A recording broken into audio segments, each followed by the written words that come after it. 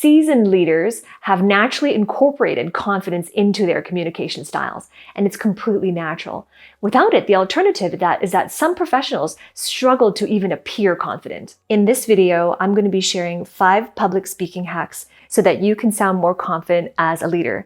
And I'm going to be sharing them as 5 principles, and they're the ABCs. So I'm going to be going down the alphabet from A, B, C, D to E. So by the end of it, if you are a team leader, if you are leading teams or managing teams or multiple teams beneath you, that you can sound and appear more confident. Public speaking hack A.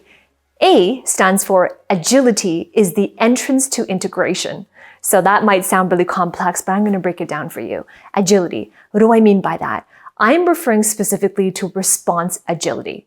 Your responses to individuals as a leader, as a team leader, you're responding to your direct reports, you're responding to stakeholders, you're responding to your higher-ups as well. You're responding across, beneath, diagonally, and above you. So this requires a lot of response agility. Why is that? It's because no matter who you are interacting with on any given basis, the context changes, the relationship changes, the hierarchy changes, and the value structures change as well. So this requires a high degree of response agility, which means you are flexible in how you respond to other people's comments, how you respond to their questions, how you respond to their emotional cues, and more importantly, how you respond in how you show up in front of them as well. So this requires a lot of thinking on your feet. This requires also that you have a high degree of emotional intelligence, that you have managed your own emotions to be able to show up in this way. Because without that emotional intelligence, this is where we become disintegrated. We're less able to have that flexibility in our responses because absent emotional intelligence, we respond in response to our own emotional wounds, our own emotional hurts, our own emotional concerns and worries and so on, and anxieties. So this is the number one obstacle to response flexibility. Right, so this is public speaking hack A, is having that agility, and that is the entrance to your own integration of yourself into your whole, and integration of all the teams that you are a part of as well. And by the way, I'm only talking about response agility right now, but there are actually 2 more types of agility that is going to be important for you as a leader. And I'm going to be sharing those 2 types as a bonus at the end of this video. And I'm not going to share that right now because right now we're just talking about public speaking hacks. But these 2 agilities are also equally as important as a leader. Stay tuned to the end of this video and I'll share those to you at that time. Public speaking hack letter B, and that is brevity is the essence of intelligence. One can convey a lot more messages, a lot deeper and wisdom in messages simply by minimum use of language. Now, this piece of wisdom in terms of brevity came all the way back from the 1600s by Shakespeare. Shakespeare was the playwright who wrote Hamlet.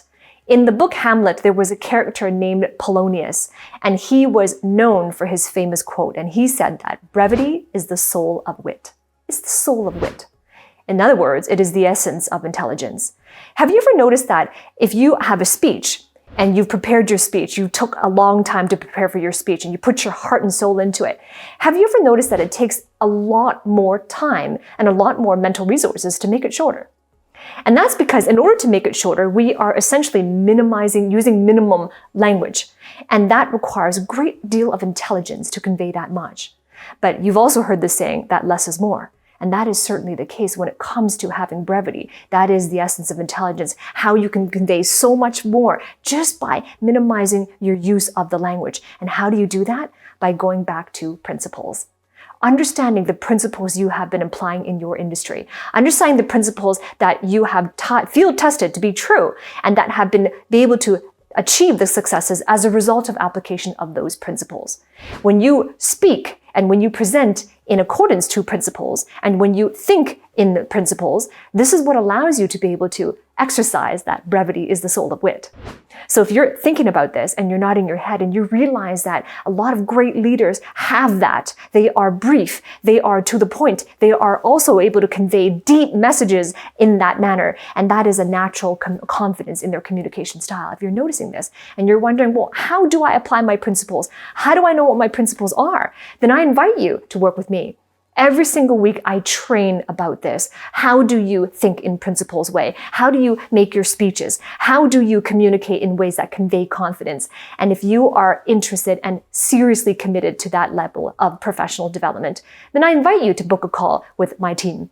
Beneath this description, there is a link for you to send an application. And one of ours is going to get on a call to really explore whether or not it is going to be the right fit. And if it is, you can come join an elite group of professionals, all walks of life, and you can train on this skill set. Because I believe that when it comes to communicating, public speaking, leadership, these are all skills that are trainable and transferable. So if you're serious about that, send in your application. I look forward to working with you on the inside. Public speaking hack letter C. C stands for courage. Courage is the enhancer of influence. Let's face it, as a team leader, one of the most important things is to be able to elevate your influence. Because as you go up in an organization, it's going to be less and less about your technical skills, less and less about the knowledge you have accumulated in your college degrees, in your training as well, to do the technical work. It's going to be less and less about that. And it's going to be more and more about how do you navigate the culture of the organization? How do you navigate its politics? How do you navigate the interpersonal relationships? It's going to be more and more about that. And the higher you go up in an organization and the higher you aspire to go up, the more those skill sets are going to be increasingly more important. And let's face it, communications forges into the unknown. Especially as you get into executive leadership positions. You're forging into the unknown. Every time you communicate, every time you assert your influence, you're forging into the unknown. And the unknown is such a prevalent scenario because anytime you speak, you're going to have people who disagree with you. You're going to have people who criticize you. You're going to have people who challenge your stance. You're going to have people to outright oppose you as well. So as a leader, one of the most important things is to embrace that, knowing that every time you share an idea, sometimes people agree, sometimes people disagree, sometimes people have praises for you, sometimes people have criticisms. There's going to be both challenge and support. And this requires courage to have that recognition, courage to be able to pursue that despite the challenges, despite the criticisms, to be able to pursue that, because that is what is meaningful. Meaningfulness in a career path and in a personal growth journey. Meaningfulness means that there is both challenge and support. There is both criticism and there is both praise. And so your ability to have that courage to embrace those and to pursue your mission, even if through the pains and pleasures, this is your pathway to influence. Public speaking hack letter D. Dispassion is the enabler of interaction. So what do we mean by that? Dispassion. Dispassion is the opposite of passion. When you are passionate, you feel a lot of passion, which are strong emotions. This is your amygdala, the emotional, the limbic centers of your brain are lighting up, they're firing up, and you feel strongly about something. When you're passionate, you pursue things because they are pleasure-pleasing, or you avoid things because they are displeasing. So this is a very passionate pursuit. Our impulses and instincts are in there, and we are listening to them. We are firing up and listening to impulses and instincts. We are impulsively trying to pursue things that bring us pleasure, that bring advantages or benefits, and we are trying to avoid things, having anxiety around things that are displeasing, that are challenging, and so forth. So these are our passions. Now, being dispassionate is the exact opposite. Now, by the way, do not confuse dispassion with being nonchalant. It is very different. Dispassion simply means that you aren't bound by your strong emotions. It's not about living by and making decisions based on strong emotions we feel from our amygdala. It's not about making decisions based on impulses and instincts. It is making decisions from an impartial standpoint. When you are dispassionate, you are impartial. This is where you are making decisions from the executive centers of your brain, which is very different from making decisions based on your amygdala or limbic centers of your brain. Your executive centers are more rational. They are more objective. This is where you can see both sides of things. I can see why this is a benefit. I can also see the drawbacks. I can also see the challenges, and there's the supports as well. But I know what my mission is. And I'm going to pursue it nonetheless because this mission is very meaningful to me. And this mission is aligned with who I am and the things that I am inspired to achieve for my life and for the company in which I work. And that is a dispassionate response, dispassion. And this really enables interactions because when you are dispassionate, you're impartial. And when you're impartial, you're not judging others, you're not judging self as well, you're not blaming others, blaming self, you're also not a victim of your circumstances. And in that moment, you are present and poised. When you're present and poised, you can truly interact with others as they are and as yourself. You bring your whole self to work. You bring your whole self as the leader of your team. And this is one of the most important keys to public speaking hacks, how to sound and to appear confident as a leader. Public speaking hack letter E. This is engagement is the expressway to interrelation. So what does this mean? Have you ever noticed that someone who is naturally confident, a seasoned leader who has naturally integrated confidence in their communication style, that seasoned leader does not need other people to confirm that they are confident. They don't need other people to praise them of their confidence. They don't need other people to even agree or even state that they're confident because they know that they are. So when it comes to appearing that way, a natural confidence is not about needing to impress somebody. It's definitely not about needing them to tell you who you are and tell you how you're feeling, because this is a heightened level of self-awareness. So this is what truly enables you to engage with your audience. Engagement is the expressway to interrelations. So as a leader, interrelations are going to be key. Interrelation across, beneath, and above, and diagonally from you. So the best way to have that heightened level of engagement is to ask great questions. One of the most important skill sets of a leader in communicating, to communicate well, we listen well. To be able to be a great orator, we listen well as well. And when we listen, we observe. So asking great questions allows you to observe and to listen to those people you are going to be communicating with. And when you listen to them, you are preparing, you are better able to be a great communicator in front of them. Now, if you're wondering, well, how do I know how to think of good questions? How do I know what are good questions? At the end of this video, I'm going to share that with you. So stay tuned for that. At the end of this video, I'm going to talk about how to ask great questions. Now, earlier at the start of this training, I talked about agility.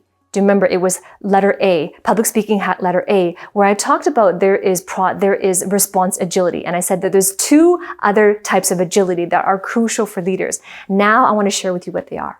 Now these are the two extra ones. So this is the bonus. The first one is processing agility.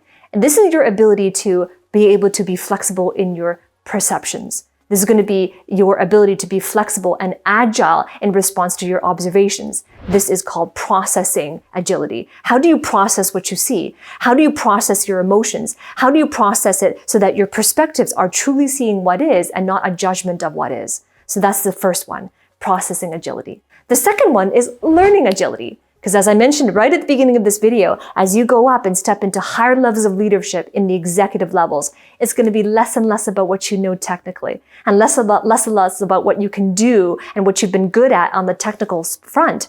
But it's going to be more and more about learning what is the cultural context of this organization? What are the relationships involved? What are the politics? How do people respond in terms of power and authority? Where are the power and authority? So this is learning agility.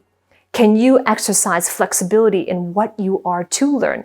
Because chances are, if you have been in the past really good at what you did on the technical areas, then chances are right now it is tempting to focus on that. Continue focusing on that because it's your strength. It's something that you have been inspired by. It's something that brought you success in the past.